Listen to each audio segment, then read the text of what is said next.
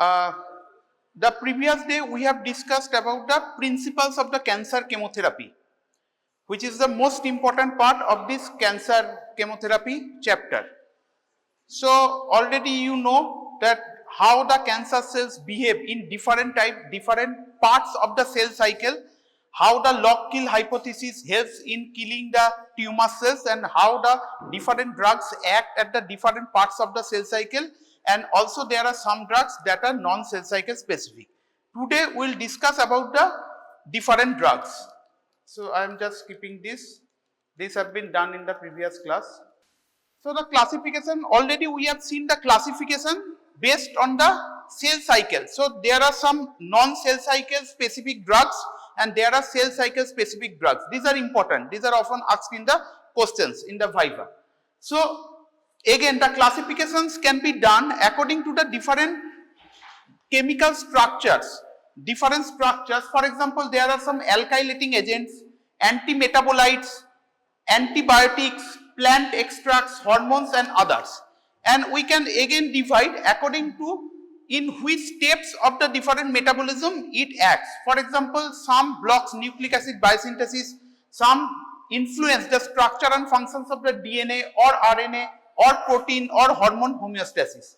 And already we have seen about the cell cycle specific and cell cycle non-specific drugs. So antimetabolites means antimetabolites. So these blocks the different metabolic pathways. For example, the most important and most common is the methotrexate. Already you have read about the methotrexate in the rheumatoid arthritis. So methotrexate is a drug that can be also used in rheumatoid arthritis and different other diseases apart from the cancer chemotherapy. They inhibit dihydrofolate reductase. Similarly, there are some pyrimidine antagonist drugs. For example, fluorouracil, cytarabine. Purine antagonist drug, example is 6-mercaptopurine, 6-thioguanine, and there are hydroxyurea which blocks ribonucleoside diphosphate reductase. So ribonucleoside diphosphate reductase antagonist is the hydroxyurea. So hydroxyurea is another drug which is now the first line drug for the sickle cell anemia. So apart from the sickle cell anemia, it is also used in different types of the cancers. So alkylating agents, these are the different types of the alkylating agents. Mechloroethamine, cyclophosphamide, E-phosphamide, chlorambucil, melphalan, busulfan, nitrosoureas and thiotepa. Of this you have to remember about this cyclophosphamide, E-phosphamide, busulfan, some drugs. So alkylating agents is important, that can come as a short note also. We will discuss about this. Then it comes the platinum compounds or platinum coordination complexes. Example are cisplatin, carboplatin and also imatinib. Antibiotics like bleomycin, mitomycin C. Topoisomerase inhibitors like camptothecin, analogs, podophyllitoxin. And there are some other antibiotics like actinomycin T, daunorubicin, doxorubicin, etc. So different types of the classifications and different types of the drugs are there. These mainly interfere with the protein synthesis like anti-tubulin drug. So there are some drugs that acts on the tubulin. Tubulin is a protein that helps in synthesis of the DNA. So there are some agents that can increase the tubulin cycling and that can also decrease the tubulin cycling. So these are the vinca alkaloids and taxanes. This is also important. So vinca alkaloids include vincristine, vinblastine and vinorelbine. And taxanes include paclitaxel and docetaxel. So both these taxanes and vinca alkaloids are also important for your exam.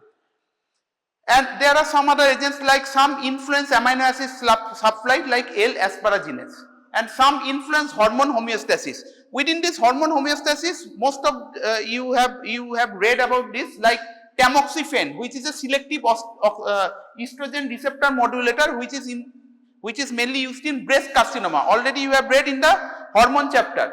Similarly, frutamide and bicalutamide, these are the androgen antagonist drug. You have also read in the androgen chapter this.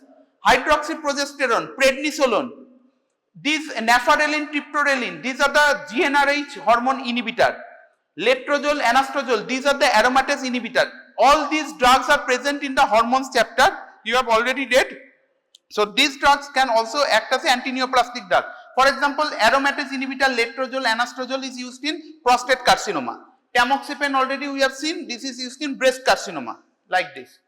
So now coming to the alkylating agents. So alkylating agents, they mainly alkylates the DNA. So by alkylating the DNA, they blocks the DNA synthesis in the tumor cells. So these are the different classification within the alkylating agents, like this may be nitrogen mustards, mecloretamine, cyclophosphamide, E-phosphamide, chlorambucil, etc. Nitrosoureas like carmastine, alkyl sulfonate, busulfan, altritamine, thiotepa, dacarbazine, temozolomide, procarbazine, etc. So you have to remember some of these names, of which the most common and most important is the cyclophosphamide. And cyclophosphamide, different types of the congeners.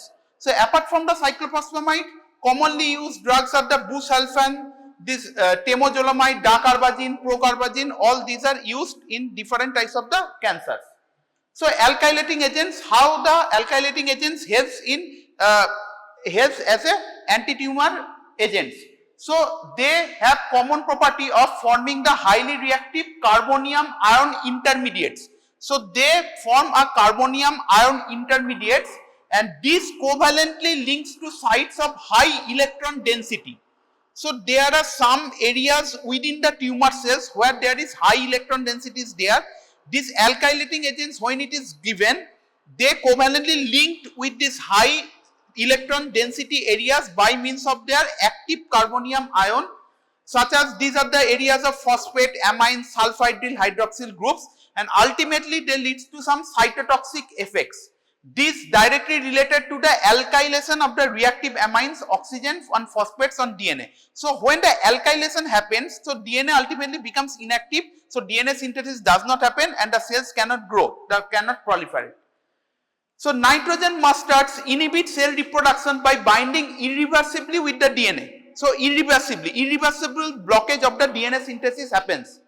So alkylation, so after alkylation DNA is unable to replicate and therefore can no longer synthesize proteins and other essential cell metabolites. So ultimately the cell production is inhibited and cell eventually dies. So alkylation, alkylating agent, this is important, alkylating agent causes alkylation of the DNA present within the tumor cells so that the DNA replication will not happen. Mecloretamine this is the first nitrogen mustard, but there are some toxicity like severe vomiting, myelosuppression, immunosuppression, extravasation, that's why it is lesser used nowadays. Just remember the name mecloretamine. Cyclophosphamide is very commonly used nowadays, which is transformed into some active metabolite form like aldophosphamide and phosphoramide. So these are the active forms. These active forms causes alkylation of the DNA present within the tumor cells. They can be administered orally. Mainly these are used in Hodgkin's lymphoma, different types of the breast cancer, ovarian cancer. It is less damaging to platelets, but alopecia and cystitis can happen.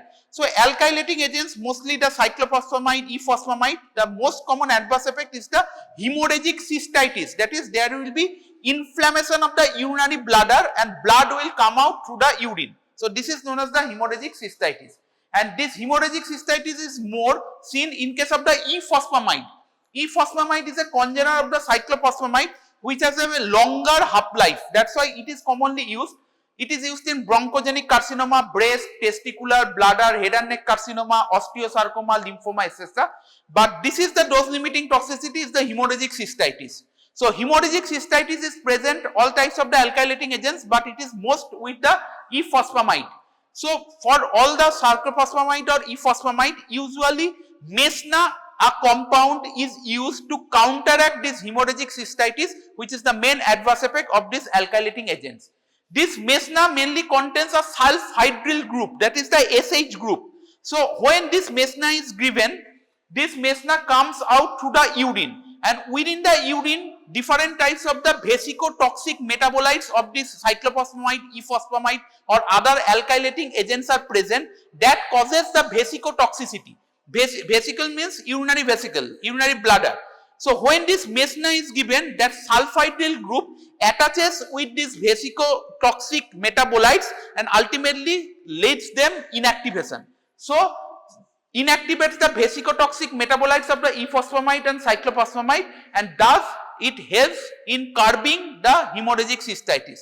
So this is very important question, very common question, that why the mesna is given with the cyclophosphamide, or why the hemorrhagic cystitis can be counteracted by giving the mesna with the cyclophosphamide. So this is the answer. So mesna contains the sulfhydryl group.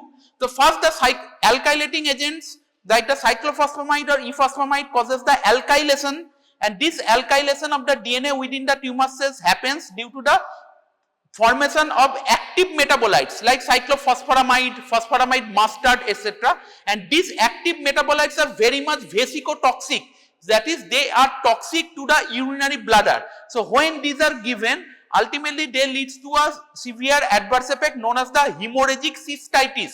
Cystitis means inflammation of the urinary bladder with the hemorrhage, that is blood is present in the urine. This hemorrhagic cystitis can be counteracted if the mesna is given along with it. Mesna is a compound that contains sulfhydryl groups, and this mesna comes out through the urine, and this sulfhydryl group attaches with the vesicotoxic metabolites of these alkylating agents and leads them inactivation of these metabolites, so hemorrhagic cystitis will not happen. So this is the answer. Okay. So apart from this, it also causes less alopecia and less emetogenic than cyclophosphamide. Alopecia is a common adverse effect of different types of the, you already seen different types of the antineoplastic drugs. Cyclophosphamide also causes this, E-phosphamide it is lesser. Chlorambucil is another drug that can be also given orally, which is another type of alkylating agents. Melphalan and busulfan, these two are two agents. You have to remember about the adverse effect. Melphalan, the bone marrow depression is the most important toxicity. So bone marrow depression can happen with melphalan. Mainly it is used in multiple myeloma. And busulfan, the main adverse effect is the pulmonary fibrosis. So within the lungs, fibrosis of the different alveoli happens. This is known as the pulmonary fibrosis. That can happen with the busulfan. And it is also highly specific for the myeloid elements. So granulocyte precursors are the most sensitive. So hyperuricemia or sterility can also happen along, associated with this pulmonary fibrosis. Mainly it is used in CML. So remember, melphalan causes bone marrow depression, mainly used in multiple myeloma. Busulfan is a highly specific for myeloid elements. The most important adverse effect is the pulmonary fibrosis. Okay. Next, coming to the nitrosoureas. Example is the lomustine, carmustine, etc. These nitrosoureas, they cross the blood-brain barriers. That's why they are very effective in meningeal leukemia and brain cancer. So different types of the nitrosoureas, example lomustine, carmustine, etc. They can be used for the treatment of meningeal leukemia and brain cancer because they cross the blood-brain barrier. Dacarbazine is another alkylating agent which after activation in liver it methylates the DNA, and mainly it is used in malignant melanoma and Hodgkin's disease. It can cause some nausea, vomiting or flu-like symptoms. So nitrosoureas like lomustine, dacarbazine. Next is temozolomide. Temozolomide is another drug mainly used in some brain tumors, for example glioma. So it is an active triazine methylating agent, drug of choice for glioma and other malignant brain tumors. Apart from this can also be used in melanoma. So for brain tumors, you can see this temozolomide, procarbazine, lomustine, carmustine, all these can use mainly in case of the brain cancer. Procarbazine is another alkylating agent, another is dacarbazine. All these can be used in different types of the other cancers, also in the brain cancer. They can cause sedation, other CNS effects, sterility, vomiting, leukopenia, etc. In fact, they can cause some disulfiram-like reactions also in some of the patients where they are also taking some alcohol. Next, coming to the platinum coordination complexes. So after alkylating agents, another group is the platinum coordination complexes. This is also important. This can come also as short note. So they have broad anti-neoplastic effect and have become the foundation for treatment of ovarian, head and neck cancer, bladder cancer, esophageal cancer, lung and colon cancer. So different types of the cancers, for the combination regime, these platinum coordination complexes are used. Cisplatin and other platinum complexes, these are the examples. They in fact do not form some carbonium ion intermediates like other alkylating agents or formally alkylates DNA, but they also covalently binds to the nucleophilic sites on the DNA and share many pharmacological attributes with alkylators. That means the mechanism of action of these platinum coordination complexes is similar to the alkylating agents, but they do not form some carbonium ions, but they also form some other complexes, platinum coordination complexes, that also attaches covalently with the nucleophilic sites of the tumor cells, and then it also inhibits the DNA replication by alkylating, like that of the alkylating. These platinum analogues are the mutagenic, teratogenic and carcinogenic. So already in the previous class we have seen many of the anti-cancer drugs itself, they are the carcinogenic agents. So they can also induce cancer. Cisplatin or carboplatin based chemotherapy for ovarian cancer is associated with a 4-fold increased risk of developing secondary leukemia. So ovarian cancer, aggressive ovarian cancer, we have to use the platinum coordination complexes combinations, but after the treatment of this they can lead to some secondary leukemia. So again we have to treat this. The example of the cisplatin, carboplatin and oxaliplatin, remember these three comes under the platinum coordination complexes, cisplatin, carboplatin, oxaliplatin. They enter cells by a active copper dependent transporter known as the CTR1, and ultimately this transporter is degraded after entering the cells. After activation within the cells, these platinum complexes react with electron dense areas such as the sulfide drills and various sites on the DNA and forms different intrastrand and interstrand crosslinks like that of the alkylation. So they enters within the DNA, they forms different types of the crosslinks so that the normal DNA replication cannot happen. This DNA platinum adducts inhibit replication and transcription, leads to single and double stranded breaks and miscoding. So whenever there is breaks in the DNA or miscoding happens, the tumor cannot replicate. The cell cycle specificity of the cisplatin differs among cell types. So different cell types are susceptible to the cisplatin or other platinum coordination complexes in different cell cycles. The effects of the cross-linking are most pronounced during the synthetic phase, that is the S phase. So cisplatin is very important. It is very effective in metastatic testicular and ovarian carcinoma, widely used in many other solid tumors like lung cancer, bladder cancer, esophageal, gastric, hepatic, head and neck carcinoma, etc. These are highly emetic drug. This is also important, very important for your example. So this is an example of highly emetic drug, that is it can cause severe vomiting, cisplatin. Antiemetics are routinely administered before infusing it. This is one point, and another point is cisplatin is very much nephrotoxic. The most important toxicity is the renal impairment, that is the nephrotoxicity, which is dependent on total dose administered. And this renal toxicity can be reduced if we maintain a sufficient hydration. So usually before transfusing the cisplatin, usually IV fluid, large amount of the IV fluid, intravenous fluid is usually given to counteract the renal toxicity. Apart from tinnitus, deafness, sensory neuropathy, hyperuricemia, etc. happen. So within the cisplatin, remember it is one of the most highly emetogenic drug, and it is very high nephrotoxic drug. So if you are asked an example of very high nephrotoxic drug or emetogenic drug, this is the example, cisplatin. Carboplatin is another platinum coordination complex, but the adverse effect profiles are somewhat different. So this is also second generation platinum complexes, toxicity is somewhat different, primarily indicated in ovarian carcinoma of epithelial origin, has shown promise in squamous carcinoma of the head and neck, small cell lung carcinoma, breast carcinoma and seminoma, and the dose limiting toxicity is the thrombocytopenia and less often leukopenia, that is the platelet count is decreased. So cisplatin, the main adverse effect is the nephrotoxicity, then the vomiting, that is the emetogenic. Here the main toxicity is the thrombocytopenia. Apart from this, nephrotoxicity, ototoxicity, neurotoxicity happens, but it is very low. Nausea and vomiting is also milder. So the side effect profile of the carboplatin is different from the cisplatin. Another is the oxaliplatin. Again, the adverse effect profile is different from the previous two. Here the dose limiting toxicity is the peripheral neuropathy. So the main action is on the nerve. Sensory paresthesia involving arms, legs, mouth and throat are common. That leads to tingling sensation, some burning sensation in the hands or legs or mouth. or throat. This can happen due to the oxaliplatin.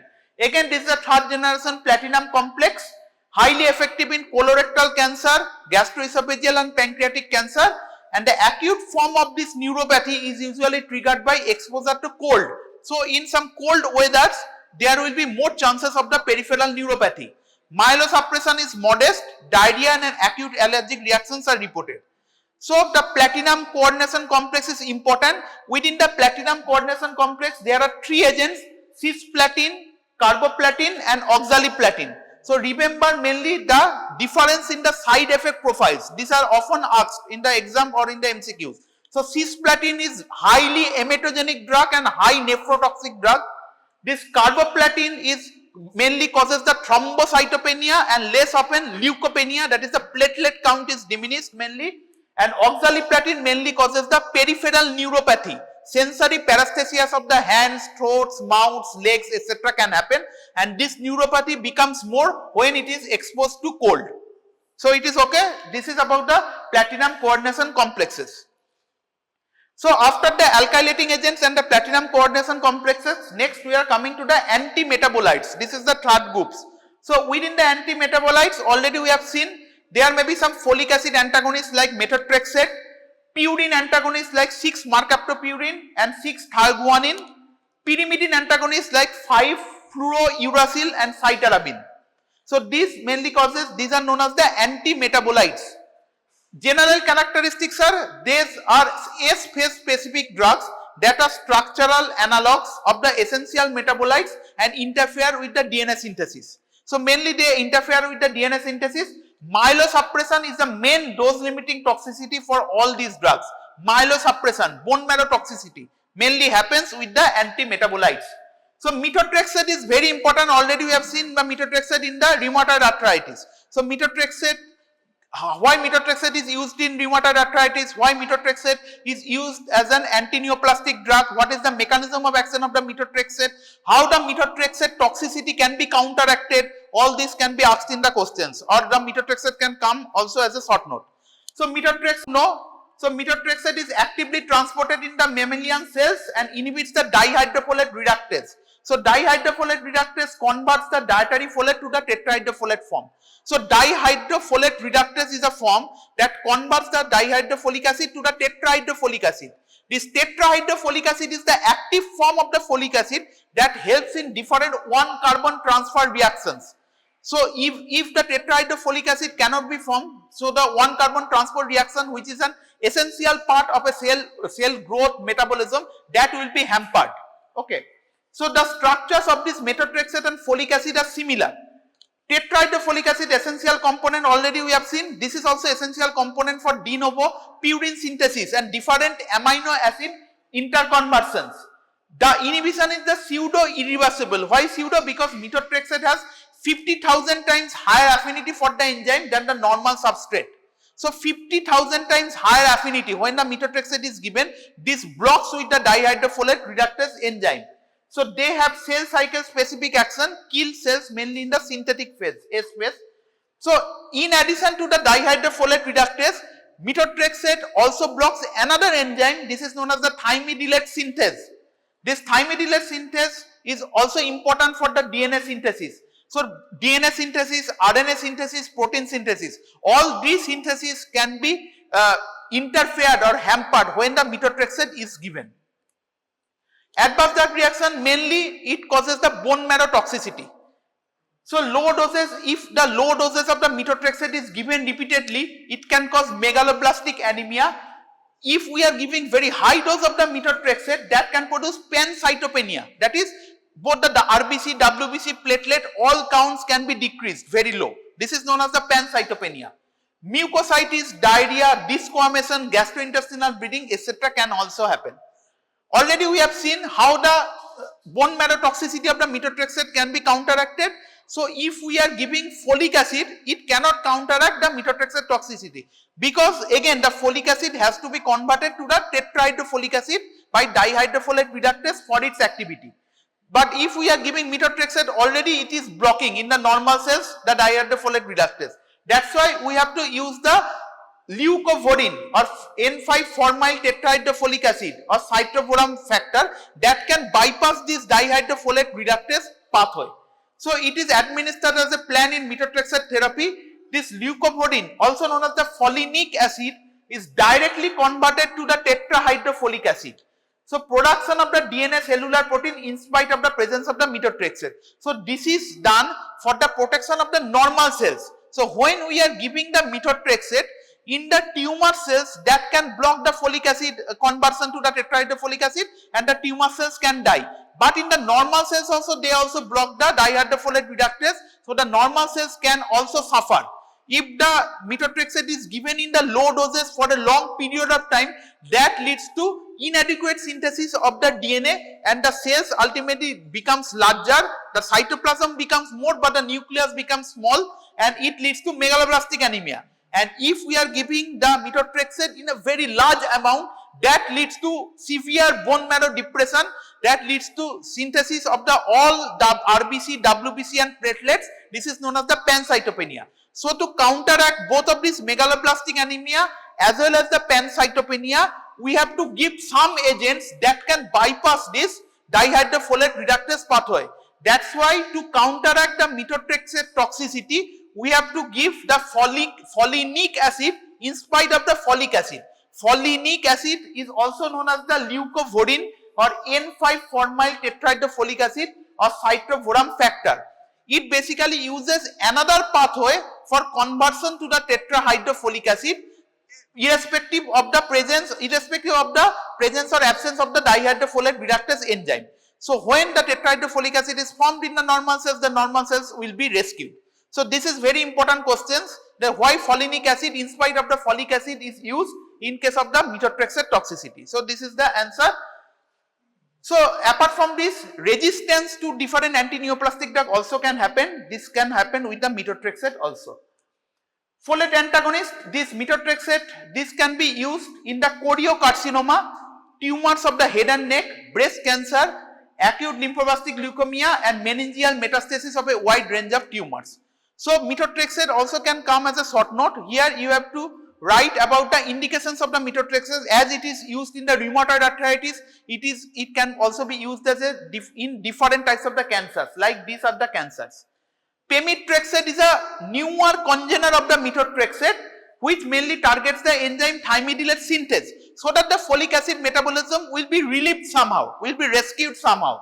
So this is also dihydrofolate reductase inhibitor, but somewhat in less amount. Adverse drug reactions on mucositis, diarrhea, myelosuppression can happen.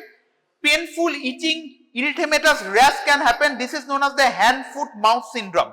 So for inhibition of this hand-foot-mouth syndrome, we have to give some steroids like dexamethasone. So pemetrexate, remember the name, it is a congener of the methotrexate, which is somewhat lesser toxicity than the methotrexate in terms of the bone marrow toxicity, but they can cause some other erythematous rash. This is known as the hand-foot-mouth syndrome, and this can also be relieved by usage of the steroid like dexamethasone. 6-mercaptopurine and 6-thioguanine, these are the other antimetabolites. These are basically purine antagonists. These are used in acute lymphoblastic leukemia, childhood ALL for maintenance and remission. It is metabolized by the xanthine oxidase. Allopurinol dose has to be given, adjusted is to be decreased. Otherwise, mainly it blocks the RNA and DNA. Just remember this, remember the name. Azathioprine and fludarabine. Azathioprine mainly converts to the 6-mercaptopurine and again it blocks the purine. Fludarabine is a newer purine antimetabolite. Again, it blocks the DNA synthesis. Indication is the CLL and non-Hodgkin's lymphoma. Chills, fever, myalgia, arthralgia can happen. Just remember the name azathioprine, fludarabine. This also comes under purine antagonist. Pyrimidine antagonist. Pyrimidine is the another part. Example is the 5-fluorouracil. This is very commonly used as a part of regimen in different cancers. 5-fluorouracil. It is an analog of the thymine converted to this 5-FDUMP. This is the active form. It inhibits the thymidylate synthase and blocks conversion of the deoxyuridylic acid to deoxythymidyllic acid. So ultimately again the failure of the DNA synthesis happens by means of the 5-fluorouracil. Mainly it is used in different types of the solid tumors like breast cancer, colorectal cancer, gastric tumors, squamous cell tumors of the head and neck, etc. Adverse drug reaction happens like nausea, vomiting, myelosuppression, oral and GI ulceration, peripheral neuropathy, mucosal damage, myelosuppression, etc. So this is 5-fluorouracil, which is a pyrimidine antagonist. These are the other pyrimidine antagonists like capecitabine. Capecitabine is used in metastatic colorectal cancer and breast cancer. Remember this. And again here also hand, foot, mouth syndrome and diarrhea can happen. So metastatic colorectal cancer very commonly used capecitabine. Cytarabine, also known as the cytosine arabinocyte. It is mainly used in the AML, ALL, blastocysts in CML and non-Hodgkin's lymphoma. So you can see some of the antineoplastic drugs are used in solid cancer. For example, colorectal cancer, breast cancer, some gastrointestinal cancer.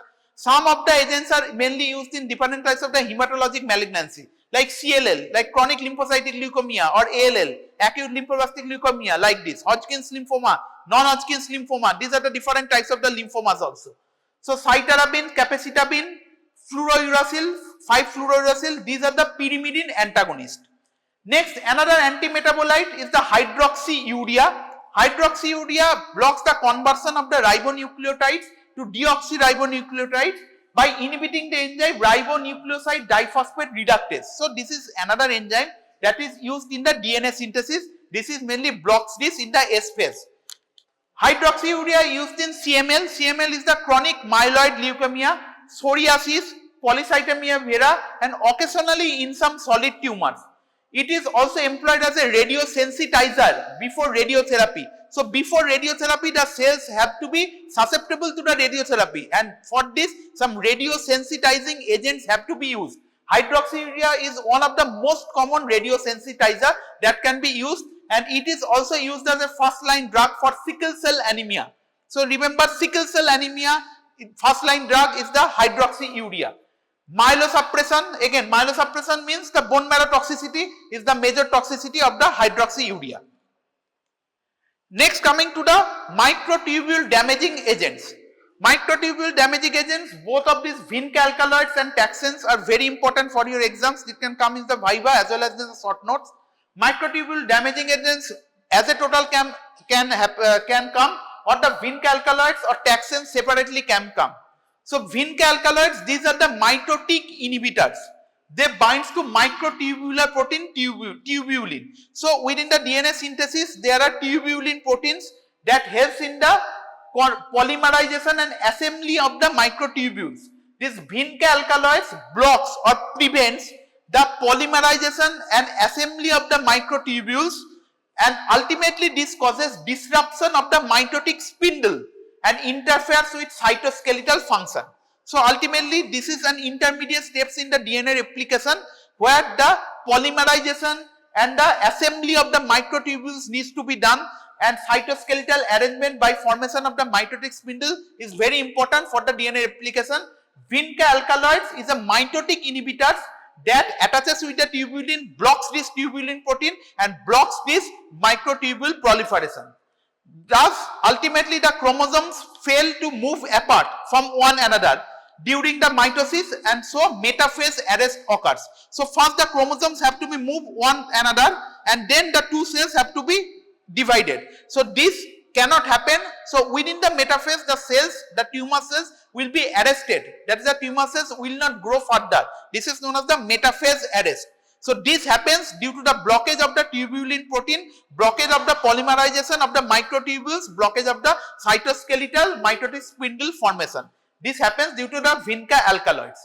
Taxanes. Taxanes example is the paclitaxel and docetaxel. Here the mechanism is just opposite of the vinca alkaloids. So vinca alkaloids causes inhibition of the polymerization of the microtubules. This taxanes causes more polymerization of the microtubules, disorganized proliferation of the microtubules. So just remember, this is just opposite. So polymerization and depolymerization of microtubules, both of this is needed in a cycle for the chromosomes to go one another. So the division of the chromosomes. So vinca alkaloids blocks the polymerization, and the taxanes mainly causes more polymerization of these microtubules so that the depolymerization when it is needed for the for two chromosomes to come from one another, this will not happen. So ultimately all this damages the microtubules, that hence is comes under the microtubule damaging agents. So within this Vinca alkaloids, first we will discuss about this. There are three agents: vincristine, vinblastine and vinorelbine. These are the three agents. So vincristine is a rapidly acting drug, very useful for inducing remission in childhood acute lymphoblastic leukemia, but it is not good for maintenance therapy. So for acute remission it is used. Other indications are the AML, that is acute myeloid leukemia, Hodgkin's disease, Wilms tumor, Ewing sarcoma, neuroblastoma and CA lung, carcinoma lung. Now the prominent adverse effect of the vincristine is the peripheral neuropathy. So already we have seen like the platinum coordination complexes, there are three agents, there are three types of the adverse effects. Similarly, Vinca alkaloids also three agents, three types of the adverse effects. So here the prominent adverse effects is the peripheral neuropathy. Nerve damage is the most important adverse effect. Apart from this, alopecia, ataxia, nerve palsy, autonomic dysfunction, etc. can happen. But remember, peripheral neuropathy is the most important adverse effect of the vincristine. Vinblastine mainly used in Hodgkin's disease, Kaposi's sarcoma, neuroblastoma, non-Hodgkin's lymphoma, testicular cancer, etc. Here the adverse effect is the bone marrow depression. So myelosuppression or bone marrow depression is the adverse effect of the vinblastine. So vincristine, peripheral neuropathy, vinblastine is the bone marrow depression. Neurotoxicity and alopecia less marked. SIADI, that is syndrome of inappropriate ADI secretion, has also been noted. So remember this bone marrow depression. And vinorelbine, the neutropenia is the dose limiting toxicity. So here also bone marrow toxicity happens, but most affected ones is the neutrophils, that is the neutropenia. So the thrombocytopenia, neurotoxicity are the less marked. Again, the vinorelbine can be used in different types of the cancer. Most important, it is used in non-small cell lung carcinoma. Non-small cell lung carcinoma, vinorelbine is used. So within the Vinca alkaloids, how the Vinca alkaloids act, this is important. This can come as a short note. Vinca alkaloids mechanism. So vincristine, vinblastine and vinorelbine. So mainly differs in the adverse effects. And what are the cancers? Here it is used. Next, coming to the taxanes, paclitaxel. Paclitaxel is a complex diterpene taxane obtained from the bark of the western yew tree. So it is obtained from a tree. Exerts cytotoxic action by a novel mechanism. What I am discussing, it binds to beta tubulin and enhances its polymerization. So just remember, Vinca alkaloids just opposite. Mechanism of action is the opposite. Vinca alkaloids blocks the tubulin, blocks the polymerization of the tubulin. Taxanes increases the polymerization of the tubulins. So they enhances the polymerization, mechanism opposite to that of the Vinca alkaloids. Here the microtubules are stabilized, depolymerization is prevented because both the polymerization and depolymerization in cycle is needed for the DNA replication. So depolymerization is prevented, stability results in inhibition of the normal dynamic reorganization of the microtubule network, and that is essential for the interface and mitotic functions. So it is okay. So the mechanism of action just opposite of the Vinca alkaloids. Taxanes, the most important taxanes is the paclitaxel. So paclitaxel, so here abnormal arrays or bundles of the microtubules are formed throughout the cell cycle. Mainly it is used in metastatic ovarian breast carcinoma. Efficacious in advanced cases of the head and neck, small cell lung carcinoma, urinary cancer, Kaposi's sarcoma, etc. Here again the toxicity is the reversible myelosuppression. So again the bone marrow toxicity happens, but it is reversible. Stocking and glove nephropathy can happen. So stocking and glove nephropathy, that is in a selective areas of the hand, neuropathy can happen. So this happens due to the paclitaxel. Next, coming to the topoisomerase 2 inhibitors. Example is the etoposide. Etoposide is a semi-synthetic derivative of the podophytotoxins. Again, it is obtained from the plants. It is not a mitotic inhibitor. It mainly arrests cells in the G2 phase. It causes the DNA breaks by affecting the DNA topoisomerase 2 function. So these are the different enzymes. You can revise this in the biochemistry, that these are the different enzymes that is needed for the normal normal DNA replication. So topoisomerase 2, they are blocking this topoisomerase 2. So mainly it is used in testicular tumor, lung cancer, Hodgkin's lymphoma, alopecia, leukopenia, gastrointestinal disturbances can happen with this etoposide. There are other inhibitor like topoisomerase 1 inhibitor. Examples of the camptothecin analogs, topotecan, irinotecan. So topotecan, irinotecan, these two are the topoisomerase 1 inhibitor. Etoposide is the topoisomerase 2 inhibitor. Okay. So they act manner similar to the etoposide. They block the DNA topoisomerase 1. Similarly, they also blocks the cells in the G2 phase.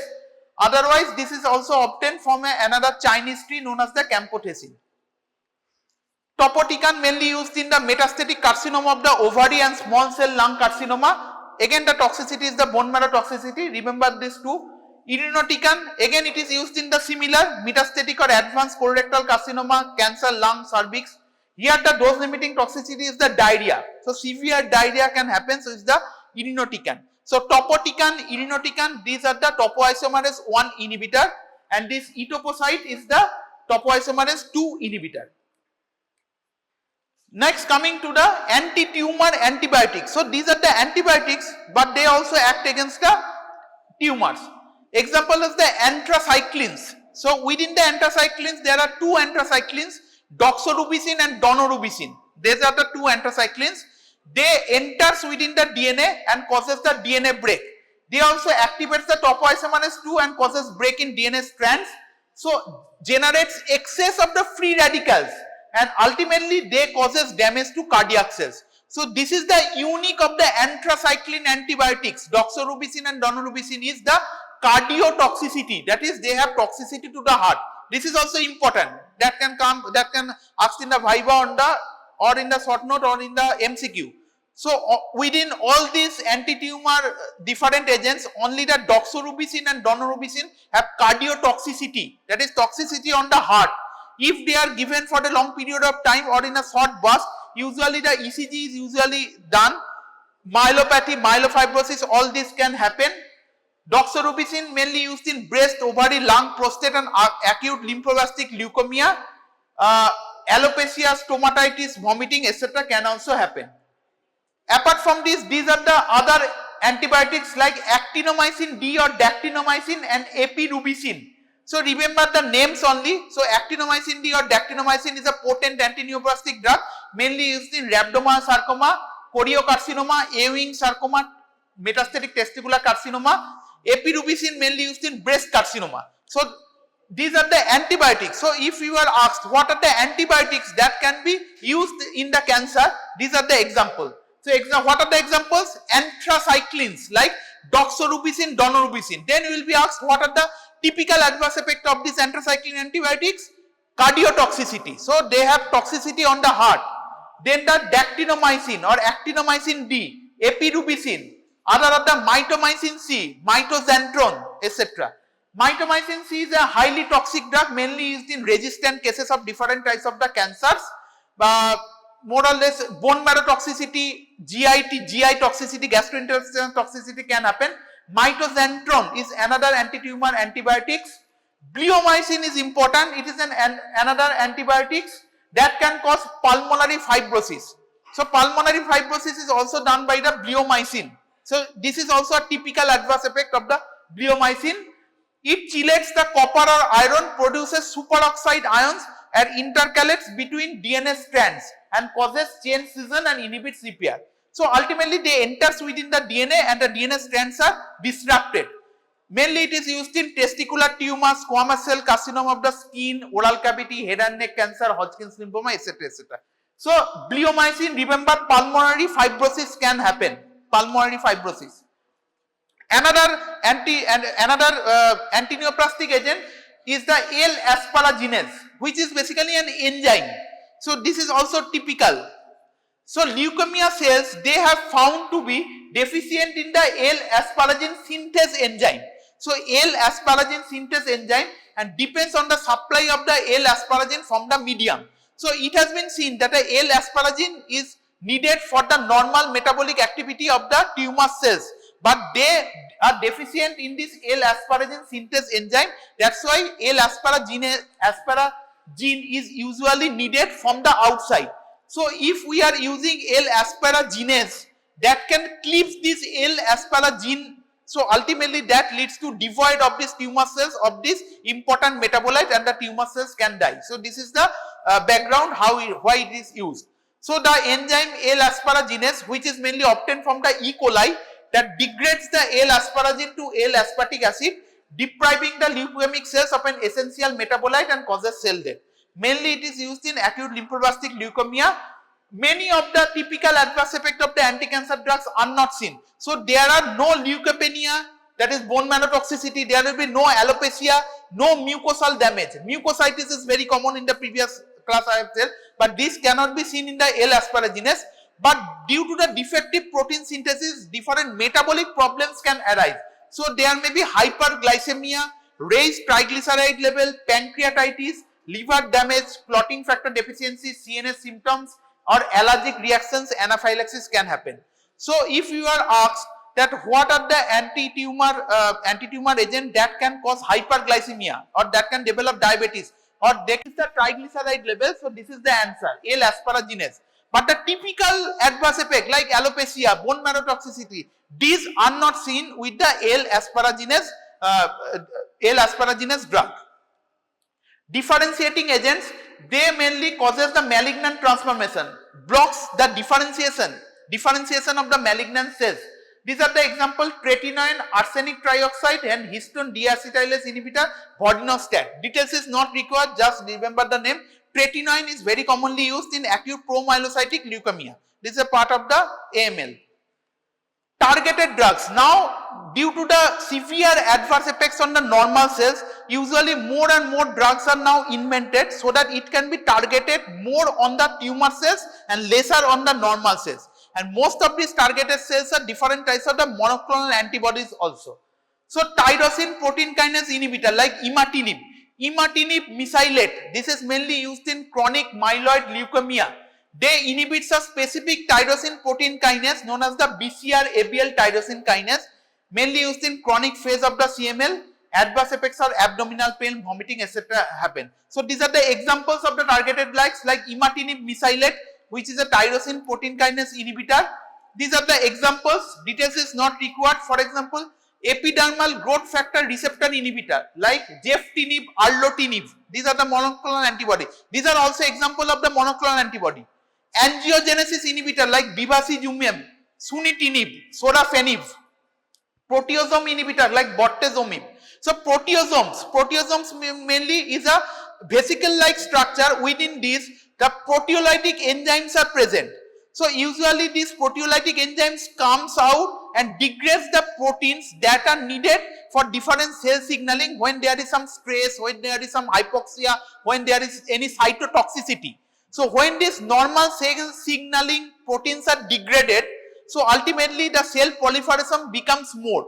Bortezomib is a proteasome inhibitor. So basically it blocks the proteasome so that these proteolytic enzymes will not come out, will not act on the cell signaling molecules. So ultimately the cell proliferation will not happen. So proteasome inhibitor, this is a unique targeted therapy, bortezomib. Angiogenesis. Angiogenesis means new blood vessel formation that is usually needed within the tumor cells for the survival of the tumor cells. So that angiogenesis, new blood vessel formation, can also be blocked by these agents like bevacizumab, sunitinib, another is sorafenib. This sunitinib, sorafenib, these are mainly used in renal cell carcinoma. Other monoclonal antibiotics like rituximab. Rituximab is the anti-CD20. Trastuzumab, bevacizumab, alemtuzumab, these are mainly used in the colorectal cancer. Cetuximab, ozogamicin, gemtuzumab, tocilizumab, etc. Various newer and newer monoclonal antibodies are now synthesized that are very active against the different types of the cancers. But the problem is these are very costly. Most of these are very costly. Some of these are not yet available in our country. So these are the examples of the targeted drugs. Okay.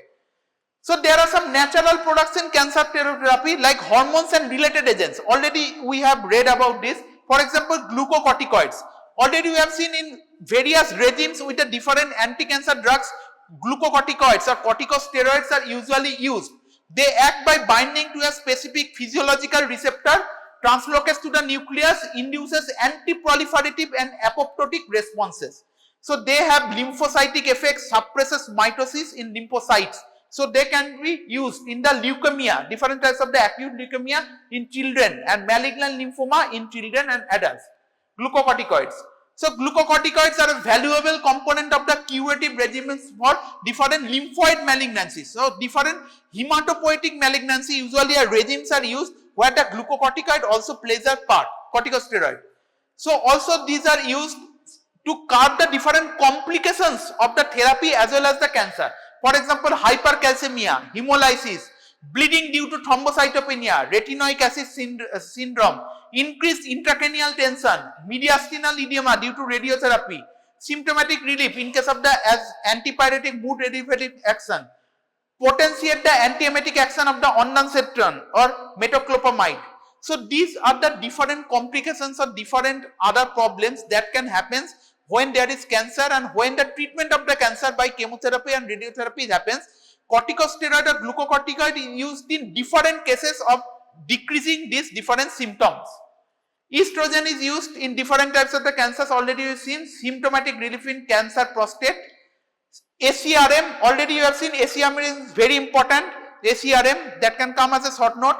Selective estrogen receptor modulator like tamoxifen. Apart from this, there is selective estrogen receptor down regulator like fulvestrant, aromatase inhibitor like letrozole, anastrozole, etc. These are used in different types of the breast cancer, prostate cancer, etc. Anti-androgens, this is also used in the prostate cancer. Frutamide, bicalutamide, these are already read in the hormones chapter. So they have palliative effect in advanced and metastatic cases of the prostate cancer. 5-alpha reductase inhibitor like finasteride, dutasteride, already these are used in case of the benign hypertrophy of the prostate. Apart from this, they also inhibits the conversion of testosterone to dihydrotestosterone. Testosterone. That's why they have a palliative effect in advanced carcinoma prostate. So these are the agents which are used in different other diseases, but they can also be used as a anti-tumor drugs.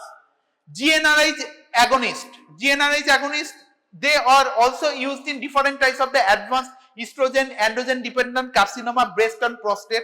Progestins, they are also used in the metastatic carcinoma breast. So these are the different hormones. So if you are asked if there are any natural agents or if there are any hormonal agents that can be used in case of the cancer, you have to just tell about these names, like the estrogen can be used, progesterone can be used, selective estrogen receptor modulator like tamoxifen can be used, fulvestrant can be used, different androgen antagonists like frutamide, bicalutamide, this can be used, GnRH agonist can be used. So these are the answers.